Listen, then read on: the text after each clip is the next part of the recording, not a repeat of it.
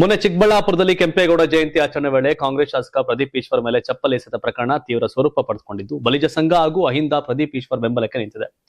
ಹೌದು, ಶಾಸಕ ಪ್ರದೀಪ್ ಈಶ್ವರ್ ಪರವಾಗಿ ಚಿಕ್ಕಬಳ್ಳಾಪುರ ತಾಲೂಕು ಬಲಿಜ ಸಂಘ ಬಹಿರಂಗವಾಗಿ ಬೆಂಬಲ ಸೂಚಿಸಿದ್ದು ಪ್ರಕರಣವನ್ನ ಎಸ್ಐಟಿ ತನಿಖೆಗೆ ಒಪ್ಪಿಸಬೇಕು ಅಂತ ಆಗ್ರಹಿಸಿ ಎಸ್ಪಿ ಕಚೇರಿ ಮುಂದೆ ಪ್ರತಿಭಟನೆ ನಡೆಸಿದೆ. ಇನ್ನು ಚಿಕ್ಕಬಳ್ಳಾಪುರ ತಾಲೂಕು ಬಲಿಜ ಸಂಘವು ಆರೋ ಬಂಡೆ ಶಿರಡಿ ಸಾಯಿಬಾಬಾ ಆಶ್ರಮದಲ್ಲಿ ಸಭೆ ನಡೆಸಿದ್ದು ಪಕ್ಷಾತೀತವಾಗಿ ಶಾಸಕ ಪ್ರದೀಪ್ ಈಶ್ವರ್ ಬೆಂಬಲಕ್ಕೆ ನಿಲ್ಲುವ ತೀರ್ಮಾನ ಕೈಗೊಂಡಿದೆ. ಇದೇ ವೇಳೆ ಮಾತನಾಡಿದಂತ ಚಿಕ್ಕಬಳ್ಳಾಪುರ ತಾಲೂಕು ಬಲಿಜ ಸಂಘದ ತಾಲೂಕು ಅಧ್ಯಕ್ಷ ಮಂಜುನಾಥ್, ಕೆಂಪೇಗೌಡ ಜಯಂತಿ ಯಾವುದೇ ಒಂದು ಜಾತಿಗೆ ಸೀಮಿತವಾದ ಕಾರ್ಯಕ್ರಮವಲ್ಲ.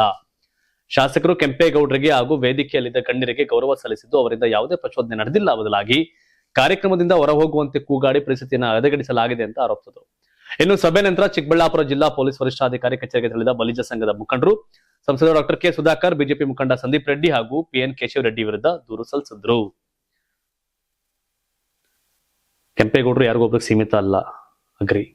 ಆದರೆ ಆ ಸಮುದಾಯ ಕೆಂಪೇಗೌಡರು ನಂತರ ಸಮುದಾಯದಲ್ಲಿ ಕುವೆಂಪು ಅವ್ರ ಜಾತಿಯಿಂದ ಏನು ಗುರುತಿಸ್ಕೊಂಡಿಲ್ಲ. ದೇವೇಗೌಡರು, Kumaraswamy, D K Shivakumar, S M Krishna, ಈಗ ಒಂದಷ್ಟು ನಾಯಕರುಗಳಿದ್ದಾರೆ. ಆ ನಾಯಕರುಗಳ ಬಗ್ಗೆ ಮಾತಾಡಿದಾಗ ಒಂದಷ್ಟು ಟ್ರಿಗರ್ ಆಗುತ್ತೆ. ಯಾರ್ದೋ ಬಗ್ಗೆ ಮಾತನಾಡುವಾಗ ಒಂದಷ್ಟು ತಿಳುವಳಿಕೆ, ಒಂದು ಪದ ಬಳಕೆಯಲ್ಲಿ ಕರೆಕ್ಟ್ ಆಗಿರ್ಬೇಕಾಗತ್ತೆ. ಇಲ್ಲಿ ಬಂದಿದ್ದು ಪ್ರದೀಪ್ ಈಶ್ವರ್ ಬಳಸಂತ ಪದ ಬಳಕೆಯ ಬಗ್ಗೆ. ಬಿಸಿ ರಕ್ತದ ಶಾಸಕ ಪ್ರದೀಪ್ ಈಶ್ವರ್ ಒಂದಷ್ಟು ವಿಷಯಗಳಲ್ಲಿ ನೋಡಿ ಮಾಡಿ ಮಾತಾಡ್ಬೇಕು. ಬಟ್ ಯಾವುದೇ ಲಾಭದ ಲೆಕ್ಕಾಚಾರ ಇಲ್ಲದೆ ಪ್ರದೀಪ್ ಈಶ್ವರ್ ಇವನು ಯಾವುದು ಮಾಡಲ್ಲ. ಪ್ರದೀಪ್ ಈಶ್ವರ್ ಕುಮಾರಸ್ವಾಮಿ ಅವ್ರ ವಿರುದ್ಧನ ಡೈರೆಕ್ಟ್ ಆಗಿ ಸುಧಾಕರ್ ಅಂದ್ರೆ ನಮ್ಮ ಸಣ್ಣ ಪಟ್ಟ ಲೀಡರ್ ಮಾತಾಡ್ತಾರೆ ಅಂತಾರೆ. ಅಂದ್ರೆ ಪ್ರದೀಪ್ ಈಶ್ವರ್ ವರ್ಸಸ್ ಕುಮಾರಸ್ವಾಮಿ ಅಂತ ಇರಬೇಕು ಅಂತ ಬಯಸ್ದಂಗೈತೆ ಅವರು.